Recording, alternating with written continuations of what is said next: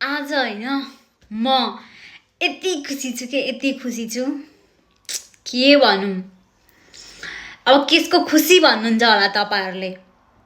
केसको खुसी भन्दाखेरि मेरो चाहिँ के युट्युब च्यानलमा 1K सब्स्क्राइबर पुगेको छ के। युट्युब खोलेको चाहिँ मैले 1 वर्ष जति भयो हैन, तर भिडियो चाहिँ मैले कहिले पोस्ट गरेको थिएन।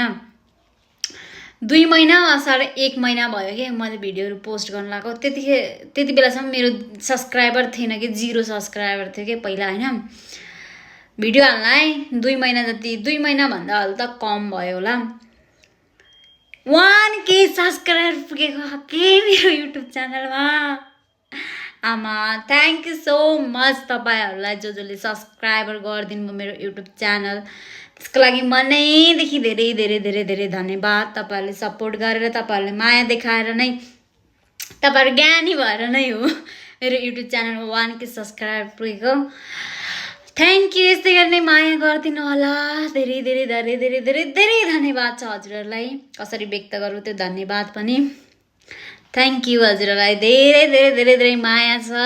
Thank you.